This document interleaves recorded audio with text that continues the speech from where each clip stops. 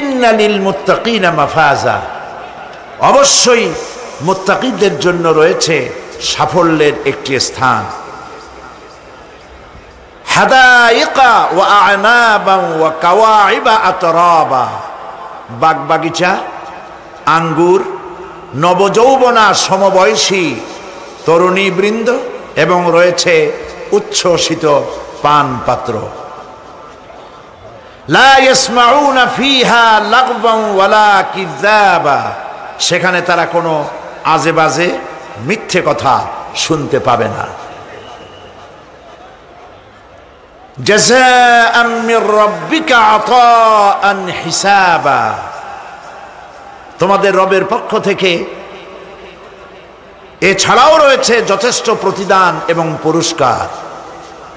রব্বিস সামাওয়াতি ওয়াল আরদি ওয়া মা বাইনাহুমার রাহমান লা ইয়ামলিকুনা মিনহু খিতাবা, এসব পুরস্কার রয়েছে তোমাদের সেই রবের পক্ষ থেকে যিনি আকাশ আর জমিনের আর এর মধ্যস্থিত সব কিছুর মালিক, যার সামনে কথা বলার সাহস কারো থাকবে না। এটা হলো যে আমার তেলাওয়াতকৃত আয়াতের শাব্দিক তরজমা। এখন আমরা ব্যাখ্যার দিকে যাব। কোরআনে কারিমে আল্লাহ পাক যেখানেই নিজের নাম বলেছেন জব্বার, কাহ্হার, সেখানেই আল্লাহ পাক নিজের নামের পরিচয় দিয়েছেন রহমান, রহিম, পরপরই বলেছেন যাতে বান্দারা ঘাবড়ে না যায়। যেখানেই বলেছেন জাহান্নামের কথা, সাথে সাথেই আবার আল্লাহ পাক বলেছেন জান্নাতের কথা। যেখানেই বলেছেন আযাবের কথা, সাথে সাথেই বলেছেন রহমতের কথা। সুবহানাল্লাহ বলবেন না? আল্লাহ পাক বলছেন আমি মুত্তাকিদের জন্য বিরাট সাফল্য রেখেছি। মূল সাফল্য কিন্তু পৃথিবীতে না, আসল সাফল্যের জায়গা কোথায়? পরকালে। বলেন আসল সাফল্য কোথায়? পরকালে।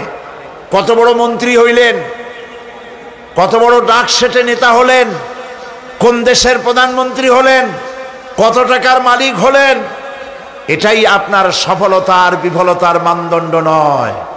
আসল সাফল্যের মানদণ্ড কিয়ামতের দিন আল্লাহ রাব্বুল আলামিন আপনার সাথে কি ব্যবহার করবেন, ওটার উপরই সফলতা নির্ভর করবে, বিফলতা নির্ভর করবে। প্রিয় ভাই সব, কিয়ামতের সাফল্য শুধুমাত্র মুত্তাকিদের জন্য। কাদের জন্য বলুন? মুত্তাকিদের জন্য। আরবি ভাষায় তাকওয়া বলে একটি শব্দ আছে। এই তাকওয়া শব্দের অর্থ হচ্ছে বিরত থাকা, বেঁচে চলা, সতর্ক হওয়া এবং সাবধানে চলাফেরা করা, এটার নামই হচ্ছে তাকওয়া। একটিমাত্র জিনিস যদি মানুষের মধ্যে থাকে, সে মানুষটি ফেরেশতার চাইতে বেশি মর্যাদা সম্পন্ন হয়ে যায়, আর ওই জিনিসটি না থাকলে পরে শয়তানের চাইতে লোকটি নিকৃষ্ট হয়ে যায়। বলেন তো জিনিসটার নাম কি? তাকওয়া। বলেন না নাম কি? তাকওয়া। এই তাকওয়া দিয়েই, এই তাকওয়া যার ভিতরে সৃষ্টি হয়, সে ভালো কাজ করার জন্য উৎসাহিত হতে পারে। এই জন্য আল্লাহ রাব্বুল আলামিন বলেছেন ফাত্তাকুল্লাহা মাস্তাতাতুম, আল্লাহ পাককে ভয় করো, যতটা ভয় করা সম্ভব অতটাই ভয় করো। প্রিয় ভাই সব, আল্লাহরে ভয় করুন।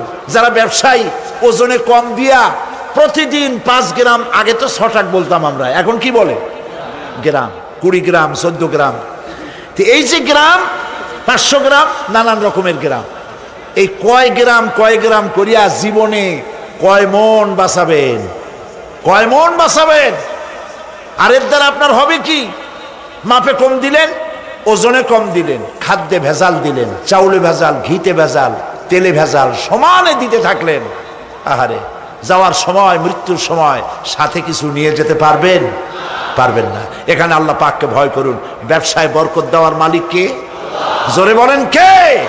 আল্লাহ রাব্বুল আলামিন বরকত দেওয়ার মালিক। এইটা বিশ্বাস করে আল্লাহকে ভয় করুন। ব্যবসায়ী ভাইরা নিয়ত করুন, ওজনে কম দেব না, খাদ্যে ভেজাল দেব না, মিথ্যে কথা বলবো না।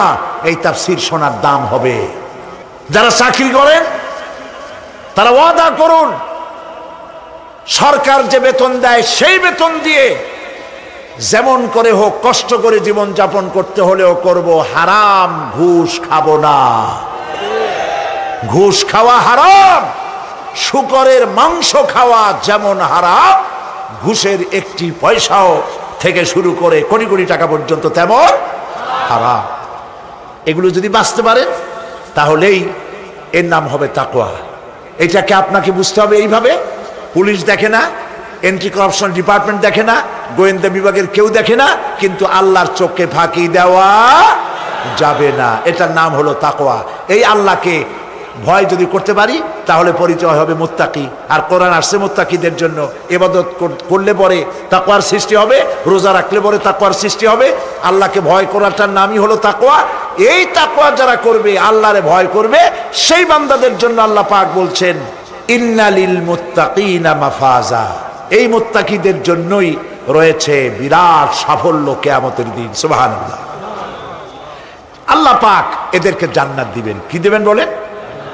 এমন এক জান্নাত দিবেন, কোরআনে কারীমের মধ্যে আল্লাহ পাক এই পৃথিবীর বুকে যারা আরামের টাটকা সুখগুলি, আরামগুলি যারা বর্জন করে আল্লাহ রাব্বুল আলামিনকে বিশ্বাস করে যারা জীবন পরিচালনা করেছে, আল্লাহ পাক তাদের জন্য জান্নাত রেখেছেন।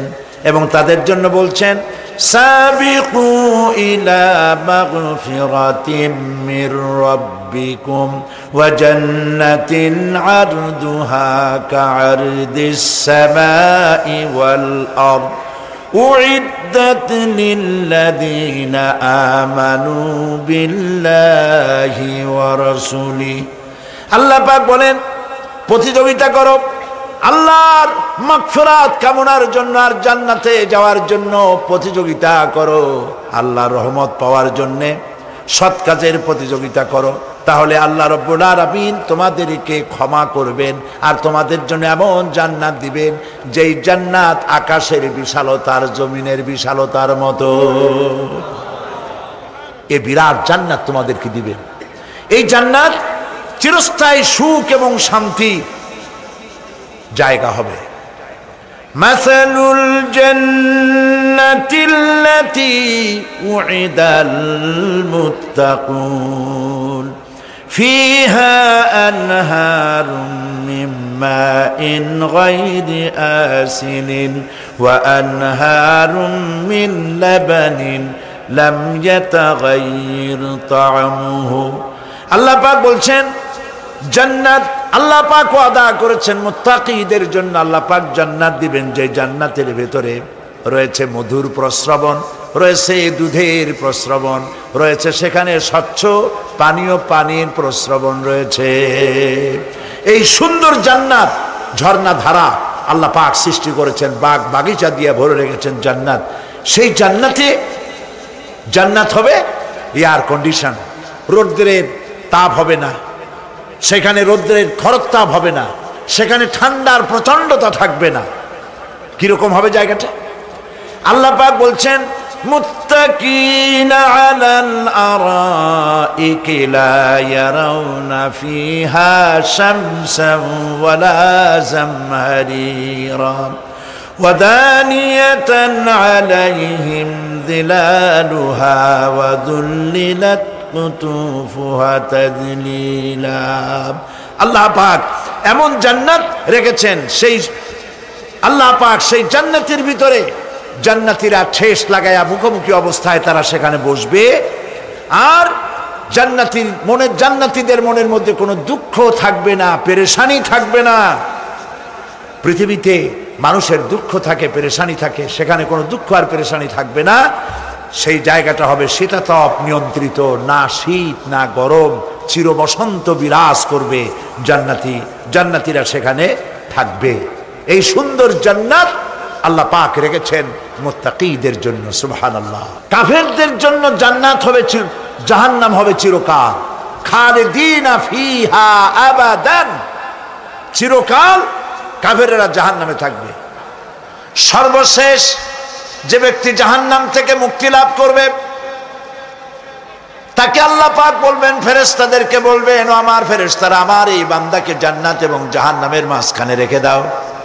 জান্নাত এবং জাহান্নামের মাঝখানে লোকটি যখন থাকার জায়গা পাবে সে জান্নাতের দিকে তাকায়া দেখবে আর কাঁদতে থাকবে। আল্লাহ পাক জিজ্ঞেস করবেন, বান্দারে যুগের পর যুগ ধরে জাহান্নামে কেঁদেছ, আমি রব্বুল আলামিন জাহান্নাম মাফ করে দিয়া জান্নাত জাহান্নামের মাঝখানে রেখে দিয়েছি, আযাব থেকে তো বেঁচে গেছো, এখন কান্দো কেন? লোকটি বলবে, রব্বুল আলামিন কান্দি এই কারণে, জাহান্নাম থেকে মাফ করেছো, তোমার শুকরিয়া আদায় করি। জান্নাত তো আমার কপালে নাই, কিসমতে নাই, কিন্তু জান্নাত আমি এখান থেকে দেখতে পাচ্ছি, জান্নাতের সুঘ্রাণ আমার নাকে আসতেছে, কপালে নাই যাওয়ার। আমি কাঁদি এই জন্য, তুমি যদি মেহেরবানি করে আমাকে জান্নাতের দরজার কাছে একটু দাঁড় করায় দিতা, প্রাণ ভরে তোমার জান্নাতের দৃশ্যটা একটু দেখতাম। আল্লাহ পাক তার আরজি পূরণ করবেন, বলবেন যাও, ফেরেশতাদের বলবেন এর জান্নাতের দরজার কাছে দাঁড় করায় দাও। জান্নাতের দরজার কাছে দাঁড়িয়ে লোকটি আবার কান্না শুরু করবে। আল্লাহ পাক প্রশ্ন করবেন, এবার কান্দো কেন?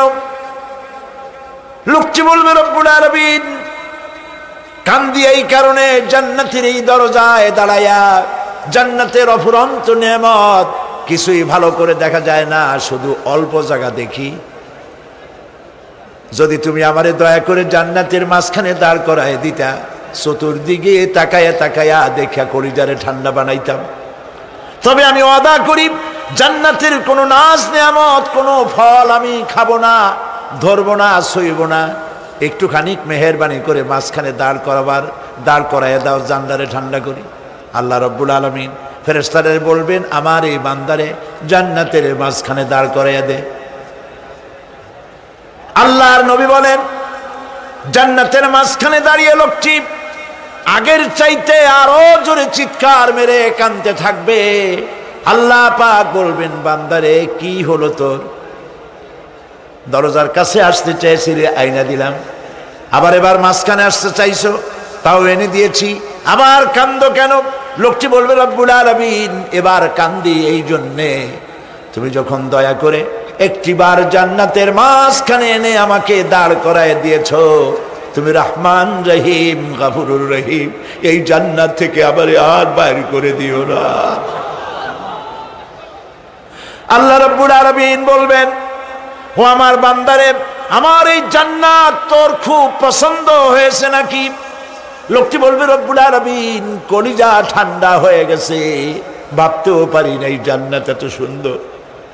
আল্লাহ পাক বলবেন, বান্দারে এরকম একটি নয়, দুইটা নয়, তোর জন্য আমি 10টা জান্নাতে এরকম রিজার্ভ করে রাখছি।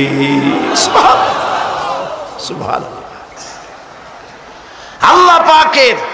আল্লাহ পাককে ভয় করে পৃথিবীর সমস্ত পাপ থেকে যারা নিজেকে রক্ষা করবে, আল্লাহ তাদের জন্য এই জান্নাত রেখে দিয়েছেন। সুবহানাল্লাহ। সেই জান্নাতের রিসিপশন আপনারা আন্দাজ করতে পারবেন না, রিসিপশন কারে কয়। কি এর প্রধানমন্ত্রী আর প্রেসিডেন্ট, 4-5টা পুলিশ আর আর্মি এসে একটা ফট করে সেলুট মারলো, বাস শেষ হয়ে গেল, এরকম না। জান্নাতীদেরকে রিসিপশন দেওয়া হবে। জান্নাতীরা যখন আল্লাহর হুকুমে জান্নাতের দিকে যেতে লাগবে, আর যখন জান্নাতের কাছে চলে যাবে, আল্লাহ রাব্বুল আলামিন শোনায় দিচ্ছেন, হাত্তা ইযা জাউহা ফুতিহাত আবওয়াবুহা ওয়া ক্বালা লাহুম খাজানাতুহা সালামুন আলাইকুম তিবতুম ফাদখুলুহা খালিদিন। সুবহানাল্লাহ। জান্নাতীরা যখন জান্নাতে প্রবেশ করার দরজার মুখোমুখি হবে, দ্বার রক্ষীগণ তখন বলবে, সালামুন আলাইকুম, আল্লাহর শান্তি তোমাদের উপরে বর্ষিত হোক। সুবহানাল্লাহ। দুনিয়ার টাটকা টাটকা সুখগুলি 2 পা দিয়ে ঠেলে দিয়েছো, টাটকা সুখগুলি গ্রহণ করো নাই, হারাম খাও নাই, আল্লাহর দ্বীন কায়েমের জন্য রক্ত দিয়েছো, জীবন দিয়েছো, কষ্ট করেছো, আল্লাহকে ভয় করেছো। আমাদের সালাম গ্রহণ করো, জান্নাতের মধ্যে ঢুকে যাও চিরকালের জন্য। সুবহানাল্লাহ। আর বাইর হওয়া লাগবে না, চিরকাল এই জান্নাতের মধ্যে তোমরা বসবাস করতে পারবে, আল্লাহ রাব্বুল আলামিনের ফেরেশতারা বলে দিবেন। জান্নাতের মধ্যে আল্লাহ পাক হুরদের সঙ্গে জান্নাতীদের বিয়ের ব্যবস্থা করে দিবেন। কোরআনে কারিমে আল্লাহ পাক বলেন, মুত্তাকিনা আলা সুরুজিম মাসফুফাতিন ওয়া যাওয়াজনাহুম বিহুরিন ঈন। সামনাসামনি ভাবে সাজানো সারি সারি আসন সমূহের উপর তারা ঠেস লাগায় বসে থাকবে, আর আল্লাহ রাব্বুল আলামিন হুরদের সাথে জান্নাতীদের বিয়ের ব্যবস্থা করে দিবেন। যেসব হুরের সঙ্গে বিয়ে হবে তাদের আল্লাহ পাক বিবরণ দিচ্ছেন কি রকম হবে তারা। লাম ইয়াতমিসহুন্না ইনসুন ওয়ালা জান, এর পূর্বে জিন এবং ইনসান এদেরকে কেউ স্পর্শ করে নাই। কি রকম তারা? কাআন্নাহুন্নাল ইয়াকুতু ওয়াল মারজান, যেমন ঝিনুকের ভিতরে মণিমুক্তা থাকে এইভাবে আল্লাহ পাক তাদেরকে পবিত্র করে রেখে দিয়েছেন। আমার প্রিয় ভাইরা, আল্লাহ রাব্বুল আলামিন কোরআনে কারীমের ভিতরে বলেছেন, ফাবিআইয়ি আলা'i রাব্বিকুমা তুকাযযিবান। জান্নাত দান করে আল্লাহ পাক এবার জান্নাতীদেরকে সম্বোধন করে বলবেন, ইয়া ইবাদি লা খাউফুন আলাইকুমুল ইয়াওমা ওয়ালা আনতুম তাহজানুন। হে আমার বান্দারা, লা খাউফুন আলাইকুমুল ইয়াওম, আজ আর কোনো ভয় নাই। সুবহানাল্লাহ, সুবহানাল্লাহ। আজ আর কোনো ভয় নাই, কোনো চিন্তাও নাই, আরামে এই জান্নাতের মধ্যে বসবাস করো। এরপরে আল্লাহ পাক জিজ্ঞেস করবেন, ও আমার জান্নাতীরা, আমি যেসব ওয়াদা করছিলাম আমার ওয়াদা মোতাবেক সমস্ত নিয়ামত পেয়েছো? তারা বলবে, হ্যাঁ পেয়েছি, সব নিয়ামত আপনার ওয়াদা মোতাবেক সব পেয়েছি। আল্লাহ রাব্বুল আলামিন বলবেন, সব পাও নাই, ওয়ালাদাইনা মাজিদ, আমার কাছে আরো বেশি আছে। সুবহানাল্লাহ, আমার কাছে আরো বেশি আছে। জান্নাতীরা বুঝবে না সে আরো বেশিটা কি, এর থেকে আর বেশি কি। প্রিয় ভাই সব, নবী করিম সাল্লাল্লাহু আলাইহি সাল্লাম বলেছেন, জান্নাতের সুখ আর শান্তি কোন চোখ নাই যা দেখেছে, যা কোন অন্তঃকরণ নাই যা কল্পনা করতে পেরেছে। এই জান্নাত মুত্তাকিদের জন্য আল্লাহ রাখছেন। সুবহানাল্লাহ। জান্নাতীরা ভাবতেও পারবে না সেই নিয়ামতগুলি কি।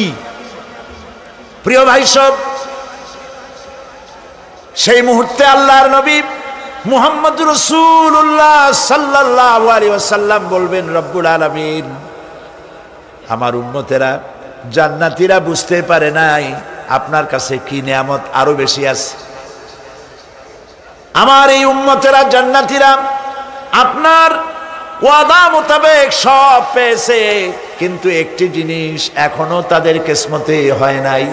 সেই জিনিসটা হলো, যারা তার রবকে না দেখে শুধু কোরআন আর হাদিসের কথা শুনে আরবের ঘুম হারাম করে তাহাজ্জুদের নামাজ আদায় করেছিল, চোখের পানি ফেলেছিল, যারা জান্নাত দেখে নাই, জাহান্নাম দেখে নাই, আপনাকে ভয় করে যারা জীবন পরিচালনা করেছিল, যারা আপনাকে দেখে নাই, না দেখে শুধু কোরআন হাদিস বিশ্বাস করে যারা অকাতরে নিজেদের জীবন বিলায় দিয়েছিল, এই জান্নাতীরা এখন পর্যন্ত তার রবকে দেখতে পারে নাই। আল্লাহ রাব্বুল আলামিন তার সামনে থেকে ৭০,০০০ পর্দা সরে যাবে। আল্লাহ পাক বান্দাদের আরজি পুরা করার জন্য জান্নাতীদের সামনে তিনি জালোয়া ফরোজ হবে। কোরআন শরীফের ভিতরে আল্লাহ পাক বলেন, জান্নাতীরা তারা আল্লাহর দিকে, জান্নাতীরা তার রবের দিকে তাকিয়ে থাকবে, আর রব তার বান্দাদের দিকে তাকায়া থাকবে। প্রাণ ভরে জান্নাতীরা রবকে দেখবে। সুবহানাল্লাহ, আল্লাহ পাককে দেখবে। প্রাণ খুলে আজ দোয়া করি, রব্বুল আলামিন, জান্নাতের যেই পরিবেশে, যেই জায়গায় তুমি দয়া করে তোমার গোলামদেরকে তোমার তুমি নিজেই দর্শন দিবে, দেখা দিবে। মনিব গো, ও আমাদের রব, আজ এই বিশাল জনসমুদ্র নিয়ে তোমার দরবারে আবেগ ভরা কণ্ঠে বলি, যেই অনুষ্ঠানটি তুমি এমন মুবারক অনুষ্ঠান করবে যেখানে তুমি জান্নাতীদেরকে দেখা দিবে, ওই জান্নাতের কোনো একটি, ওই অনুষ্ঠানের কোনো একটি কোনায় কানায় আমাদেরকেও দাঁড় করাইয়া দেখার তৌফিক। প্রিয় ভাই সব, আল্লাহ রাব্বুল আলামিন মানুষের সামনে এত সব নিয়ামত রেখেছেন, এই জান্নাত দান করবেন।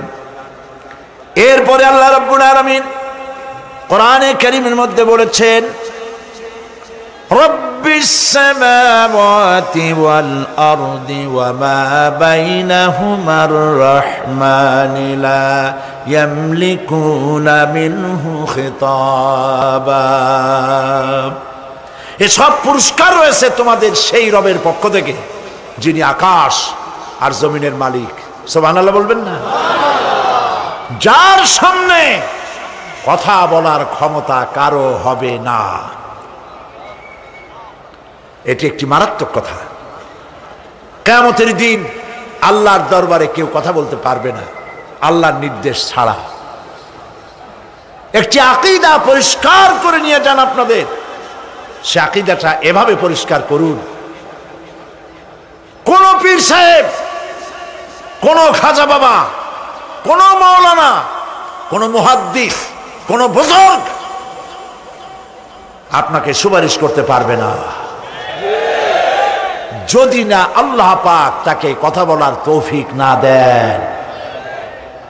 মনে থাকবে এটা। আয়াতুল কুরসির ভিতরে আমরা পড়ি, মান যাল্লাযী ইয়াশফাউ ইনদাহু ইল্লা বিইজনিহি। আল্লাহ পাক বলেছেন কিয়ামতের দিন আল্লাহর দরবারে কার সাহস আছে কথা বলতে পারে? মান যাল্লাযী ইয়াশফাউ ইনদাহু ইল্লা বিইজনিহি। আল্লাহর অর্ডার ছাড়া, হুকুম ছাড়া আল্লাহর সামনে কথা বলার সেদিন কেউ থাকবে না। সুবহানাল্লাহ। কেউ কথা বলতে পারবে না। সুপারিশ করতে হবে আল্লাহ যারে বলেন তুমি করো, অমুকের জন্য করো, সেই ব্যক্তি শুধু তার জন্যই করতে পারবে, আর কেউ কথা বলতে পারবে না। সেই কঠিন হাসরের ময়দান, যেদিন শুধুমাত্র আল্লাহ পাক কথা বলবেন, আর যারে বলতে বলবেন সেই কেবলমাত্র বলতে পারবে। সুপারিশ এটি আল্লাহ পাক কিয়ামতে পারমিশন দিলে বলা যাবে। হযরত ইব্রাহিম আলাইহিস সালাম, হযরত ইব্রাহিম আলাইহিস সালাম কিয়ামতের দিন তার নিজের পিতা সম্পর্কে সুপারিশ করবেন, রব্বুল আলামিন আমার আব্বার জন্য সুপারিশ করতেছি, মেহেরবানি করে জাহান্নাম থেকে তারে আপনি রক্ষা করুন। আল্লাহ রব্বুল আলামিন বলবেন, ইব্রাহিম তোমার সুপারিশ মঞ্জুর হবে না। প্রিয় ভাই সব, একটু মাথা খাটান, চিন্তা করেন। উলুল আযম পয়গম্বর, জাতির পিতা। কে জাতির পিতা? চিল্লায় বলুন, কলিজা সাফ করে ফেলুন। মুসলমানদের জাতির পিতা হাফিজ হাবি কেউ হতে পারে না।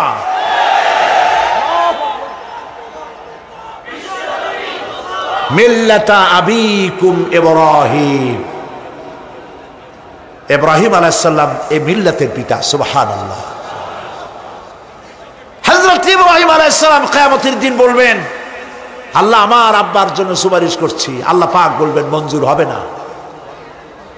আজর তোমার পিতা হতে পারে, কিন্তু আমার খলিলকে আগুনে ফেলার জন্য নমরুদকে সে সহযোগিতা করেছে, আমি তোমার পিতাকে ক্ষমা করব না।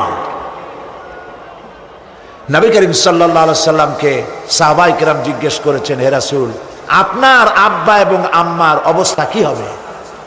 নবী করিম সাল্লাল্লাহু আলাইহি সাল্লাম কেঁদে ফেলেছেন, সব বলেছেন আমি তাদের কোনো উপকারে আসব না। আল্লাহু আকবার। আপনি মনে করছেন নাকি যে ইয়া নবী সালাম আলাইকা বলি অমনি নবী সুপারিশ পাবেন? এত সহজ। কতগুলো রসগোল্লা খাইলেন আর বড় একটা মিছিল করলেন আর অমনি চলে যাবেন?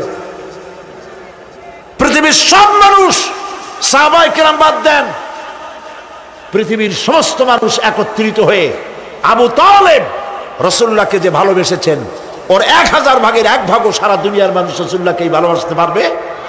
পারবে? নিজের ছেলে আলীকে, আলী রাদিয়াল্লাহু তাআলা আনহুকে আলাদায় বিছানায় শোয়াইয়া, ছোট্ট মানুষ হযরত আলী আলাদা জায়গায় রাখিয়া মুহাম্মদুর রাসূলুল্লাহ সাল্লাল্লাহু আলাইহি ওয়াসাল্লাম এতিম মানুষ, তারে কলিজার সাথে বুকের মধ্যে আশ্রয় করে দিয়ে আগলে রেখেছেন বুক ভরে। সেই আবু তালেব মৃত্যুর সময় নবী করিম সাল্লাল্লাহু আলাইহি ওয়াসাল্লাম বলেছিলেন, চাচা একটি বার আমার কানে তাওহীদের কালেমা শোনায় দেন। আবু তালেব, তার কিসমতে ছিল না কালেমা।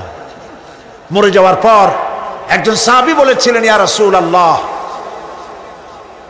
মৃত্যুর সময় আবু তালেবের মুখ আমি নড়তে দেখেছি, তিনি কালেমা পড়েছেন সম্ভবত। রাসূলুল্লাহ সাহেব বলেছেন, আমি শুনি নাই। এত ভালোবাসার পরেও হাদিস শরীফে এসেছে আবু তালেব জাহান্নামে যাবে। কোথায় যাবে? জাহান্নামে। সবচাইতে কম আযাব হবে কার? আবু তালেবের। কম আযাবটা কি? হাদিস শরীফে এসেছে কম আযাব হলো জাহান্নামের আগুন দিয়ে এক জোড়া জুতা তৈরি করে আবু তালেবের পায়ে পরিয়ে দেওয়া হবে। সেই জাহান্নামের আগুনের তৈরি করা জুতার তাপে আবু তালেবের মাথার ঘিলুগুলো টকবক করে বউ পড়তে লাগবে। এত ভালোবেসে যদি কিয়ামতে উপায় না হয়, আপনি ইয়া নবী সালাম আলাইকা, ইয়া রাসূল সালাম আলাইকা, আর কতগুলো জিলাপি খাইলেন, বড় একটা মিছিল করলেন। প্রিয় ভাই সব, এইসব বেদাত ছাড়ুন, এগুলি সুস্পষ্ট বিদআত। রাসূলুল্লাহকে ভালোবাসবেন, সাহাবীরা যেভাবে ভালোবেসেছেন ওইভাবে ভালোবাসবেন। আল্লাহ রাব্বুল আলামিন বলেন, যালিকাল ইয়াউমুল হক ফামান শাআ আত্তাখাযা ইলা রাব্বিহি মাআবা। এই দিনটি অবশ্যই আসবে, সেদিনটি নিশ্চিতভাবে আসবে। আর এখন যার ইচ্ছা সে তার রবের দিকে অগ্রসর হোক। ইন্না আনজারনাকুম আযাবান করিবান ইয়াওমা ইয়ানজুরুল মার'উ মা কদ্দামাত ইয়াদাহু ওয়া ইয়াকুলুল কাফিরু ইয়া লাইতানি কুনতু তুরাবা। ইন্না আনজারনাকুম আযাবান করিবা, খুব নিকটবর্তী একটি আযাব সম্পর্কে আমি তোমাদেরকে সতর্ক করে দিলাম। কে বলতেছেন? আল্লাহ পাক। লক্ষ্য করুন আল্লাহ কি বলছেন, খুব নিকটবর্তী একটি কঠিন শাস্তি, আযাব অর্থাৎ কিয়ামত, এ সম্পর্কে আমি তোমাদেরকে সতর্ক করে দিলাম। ইয়াউমা ইয়ানজুরুল মার'উ মা কদ্দামাত ইয়াদা, সেদিন প্রত্যেকটি লোক যা সে পাঠিয়ে দিয়েছিল এখানে, অর্থাৎ যা করেছিল সেগুলি সে দেখতে পাবে। আর তখন ওয়ায়াকুলুল কাফিরু ইয়া লাইতানি কুনতু তুরাবা। সেই কিয়ামতের ময়দানে অবস্থা দেখে কাফেররা বলবে, আহারে মানুষ না হইয়া যদি মাটি হইয়া যেতাম, যদি মাটি হতাম, যদি মানুষ না হয়ে না জন্মতাম, আজ এই হাসরের ময়দানে এইখানে এই বিচারের মুখোমুখি হতাম না, মাটি হইলে বরং অনেক ভালো হতো। এই পৃথিবীতে আমরা এসেছি, চলে যাব, যাওয়ার আগে এই কোরআন একটি বিশাল জনগোষ্ঠী এমন বানাতে চেয়েছে যে জনগোষ্ঠী এই কোরআন দিয়ে একটি বিশাল সমাজ গড়বে, রাষ্ট্র গড়বে, এমন রাষ্ট্র গড়বে যেই রাষ্ট্রে দুঃখ থাকবে না, অশান্তি থাকবে না, যেখানে সুখ থাকবে, সমৃদ্ধি থাকবে, আর কিয়ামতের দিন আল্লাহর জান্নাতে তারা চলে যাবে। তেমন একটি সমাজকে আমরা চাই। সবাই বলেন, সেরকম একটি সমাজকে আমরা চাই। প্রিয় ভাই সব, কিয়ামতের দিন আমরা যেতে চাই জান্নাতে। কোথায় যেতে চাই বলেন? জোরে বলেন। এই জান্নাতে যাওয়ার জন্য দুইটা কাজ করতে হবে। কয়টা কাজ? আল্লাহ রাব্বুল আলামিন বলেন, ফামান কানা ইয়ারজু লিকা রাব্বিহি ফালইয়ামাল আমালান সালিহান ওয়া লা ইউশরিক বিইবাদাতি রাব্বিহি আহাদা। আল্লাহ পাক বলেন, যে বা যারা আমার সঙ্গে দেখা করতে চায় কিয়ামতে, দুইটা কাজ করা লাগবে। বলেন কয়টা কাজ? একটা হলো নেক আমল। কি আমল বলেন? নেক আমল। নেক আমল কারে বলে? নেক আমল করতে হলে আবার দুইটা শর্ত লাগে।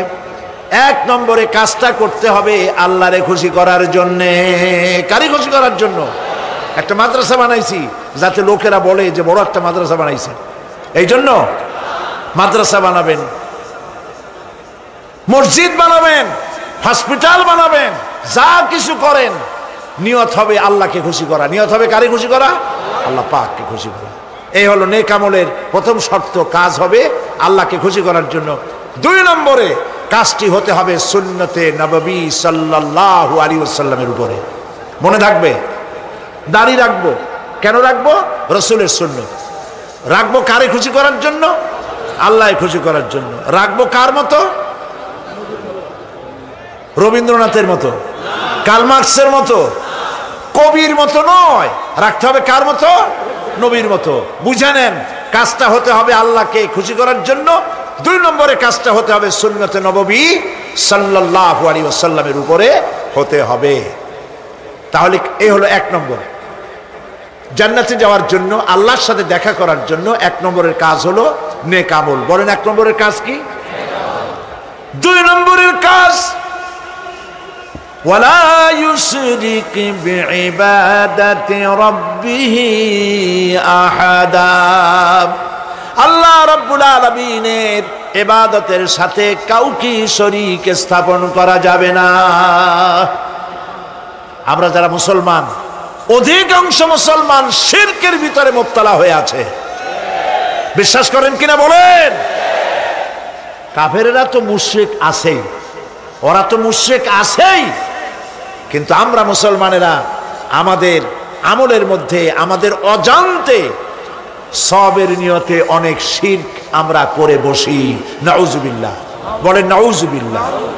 এই জন্য আমি বারবার সতর্ক করি, নিজেকেও করি, আপনাদেরকেও করি। এই কারণে করি, শিরকের গুনাহ আল্লাহ মাফ করবেন না। ইন্না শিরকা লাযুলমুন আযীম। শিরক মস্ত বড় অপরাধ, জুলম, আল্লাহ মাফ করবেন না। আল্লাহর কাছে কান্দে কান্দে মাফ চাওয়া লাগবে যে আল্লাহ শিরক থেকে আমাকে রক্ষা করো, বাঁচাও। অনেক গোপন শিরক আছে। মাজারে যান, পীর সাহেবের কাছে যান, মনে যদি নিয়ত থাকে উনি ফু দিলে আমি ভালো হবই, উনি তাবিজ দিলে আমার বাচ্চা হবেই, উনি আমারে দয়া করলেই আমার ব্যবসায় উন্নতি হবেই, এইটার নাম শিরক। এটার নাম কি? ওয়াইজা সাআলতা ফাসআলিল্লাহ ওয়াইজা ইসতাআনতা ফাসতাইন বিল্লাহ। যা বলার আল্লাহরে বলো, আর যা চাওয়ার কার কাছে চাও? চিল্লায় বলেন। কলিজাটাকে পরিষ্কার করে যান আজকের মাহফিলে। এই কলিজায় কারো প্রতি কোনো ভয় রাখবো না আল্লাহ ছাড়া। ভয় করবো কারে বলেন? মহব্বত আল্লাহ ছাড়া, এত বেশি মহব্বত আর কাউকে করব না। আল্লাহ তাআলা আমাদের কলিজায় তোমার ভয় এবং মহব্বত দিয়ে ভরে দাও। রাসূলের মহব্বত দিয়ে আমাদের দিলকে ভরে দাও। বিশ্বাস করুন ভাই সাহেব, কোরআন শরীফ আমার সামনে, বিশ্বাস করুন, দেশি পীর বিদেশি পীর, খাজা বাবা দেশি এবং বিদেশি, কেউ আপনার ভাগ্য বদলাই দিতে পারবে না। এই পিছনে দৌড়ায় দৌড়ায় কোনো লাভ নয়। এতক্ষণ মসজিদের ভেতরে বসে আল্লাহর কাছে কাঁদেন। ওয়াকালা রাব্বুকুম উদউনি আস্তাজিব লাকুম। তোমার রব বলেছে আমারে ডাকো, আমি ডাকের সাড়া দিয়ে দেব। সুবহানাল্লাহ। আর আল্লাহ বলেছেন আমার ইবাদতের সাথে কাউকে শরীক করবে না। খবরদার।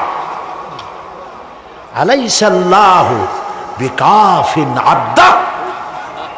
আল্লাহ প্রশ্ন করছেন, আলাইসাল্লাহু বিকাফিন আবদা, আমি কি আমার বান্দার জন্য যথেষ্ট নই? চিল্লায় বলুন অবশ্যই যথেষ্ট। আবার বলেন অবশ্যই যথেষ্ট। কলিজা সাফ করে ফেলেন। সম্রাট শাহজাহান, দিল্লির সম্রাট, হাবিজাবি সম্রাট না, দিল্লির সম্রাট। এখন কোথায়? কবরের মধ্যে। কবি বলতেছেন শাহনে জাহাं को जिन्हें फक्र से देते थे बाज, शाहने जहां को जिन्हें फक्र से देते थे बाज, वाज कब्र में है सूरह अलहम्दु की मोहताज। সারা ভারতবর্ষ যারা ট্যাক্স দিয়ে নিজেকে সৌভাগ্যবান বলে মনে করত, সে আজ কবরের মধ্যে ভিক্ষুকের মতো সূরা আলহামদুর মতো একটি সূরার মুহতাজ হয়ে ভিক্ষুকের মতো শুয়ে আছে। সম্রাট শাহজাহান মসজিদে বসে আছে, এক ফকির ঘুরতেছে। লোকেরা কয় ছোটবেলা থেকেই তোমারে খয়রাত করতে দেখলাম, ভিক্ষা কি জীবনেও যাবে না তোমার? লোকটি বলছে আমি ভিক্ষা করবো ছাড়া আমার উপায়টা কি? এই লোকটি আমি ভিক্ষা করা ছাড়া করবো কি? লোকেরা তো আমার 60 টাকা 50 টাকা 100 টাকা দেয় না, 4 আনা 5 আনা 1 টাকা এই আমার দেয়, এ দিয়ে আমি বড় লোক হবো কেমন? লোকটি বলছে আচ্ছা দেখো তুমি তো জায়গা মতো যাইতে পারো নাই, বাদশার কাছে যাও, এমন দেওয়া দেবে জীবনে আর খয়রাত করা লাগবে না। তো বাদশার কাছে কি খয়রাতি যাইতে পারে কোনোদিন? কয় হ্যাঁ এখন পারবা। কেমনে? কয় সম্রাট শাহজাহান এখন একা একা মসজিদে আছেন। তখনকার এসব বাদশারা অনেকে নামাজি ছিলেন, দিনদার ছিলেন। ফকির দরজার কাছে দাঁড়াইয়া দেখতে পাচ্ছে কেউ নাই, দেহরক্ষীরা দূরে দূরে দাঁড়ানো। বাদশাহ মসজিদের ভেতরে বসে হাত তুলে ঝুলতেছে আর কাঁদতেছে, চোখের পানি দিয়া দাঁড়িয়ে ভিজে ভিজে পড়ছে। এই দৃশ্য অনেকক্ষণ দেখলো ফকির। কিছুক্ষণ পর সম্রাট শাহজাহান মসজিদ থেকে বেরিয়ে আসছে। ফকির বলছে আসসালামু আলাইকুম হুজুর। তিনি বললেন ওয়ালাইকুম আসসালাম, চলে গেল। বাদশা বলল আমার কাছে তো কেউ আইসা কিছু না চাইয়া তো যায় না, এরে দেখলাম খয়রাতির মতো কিছু চাইলো না, বেটা ভয় করলো নাকি? আমি এদিকে আসো। আসছে। ভয় পাইছো? কয় না ভয় পাইনি। তো কিছু যে চাইলে না? ফকির বলছে জাহাপানা সত্যিই কিছু চাইতে আসছিলাম, তারপর চাইলে না কেন? ফকির বলছে জাহাপানা সারা জীবন ভিক্ষা করেছি, আর আজ দিল্লির সম্রাটের কাছে বেশি পাওয়ার লোভে এসেছি না, কিন্তু আপনার দশা দেখা আমার জ্ঞানের চোখ খুলে গেছে। আমি লক্ষ্য করে দেখলাম আমি সম্রাটের কাছে চাইতে এসেছি, হাত তুলি নাই, বিনয় প্রকাশ করি নাই, চোখের পানি ফেলি নাই, কিন্তু লক্ষ্য করে দেখলাম দিল্লির সম্রাট আমার চাইতেও বড় ভিক্ষুকের মতো। আবার কোন সম্রাটের কাছে হাত তুলে কান্দে? আমার জ্ঞানের চোখ খুলে গিয়েছে, আমি বুঝতে পেরেছি সম্রাট কান্দে যেই সম্রাটের কাছে, তারে ছাড়া আর কারো কাছে জীবনে চাইব না। এই কথাই সূরা ফাতিহায় প্রত্যেক দিন পড়ি, বুঝি না কি পড়ি। ইয়াকা না'বুদু ওয়া ইয়াকা নাস্তাঈন। আয় আল্লাহ, একমাত্র তোমার গোলামি করি আর তোমার কাছে সাহায্য চাই, তুমি ছাড়া কারো কাছে সাহায্য চাই না। কলিজা সাফ করুন। কোন মরা পীর, কোন জিন্দা পীর আপনার মনের আশা পুরা করতে পারবে না, পারবে না, পারবে না।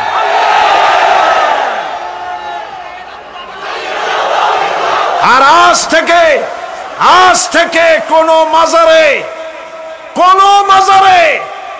টাকা দিবেন না, পয়সা দিবেন না, আগরবাতি দিবেন না, মোমবাতি দিবেন না, গোলাপ পানি দিবেন না। কারা কারা দিবেন না হাত উঁচু করে দেখা। সুবহানাল্লাহ, আলহামদুলিল্লাহ, লা ইলাহা ইল্লাল্লাহ। সুবহানাল্লাহ, আলহামদুলিল্লাহ, লা ইলাহা ইল্লাল্লাহ। সুবহানাল্লাহ,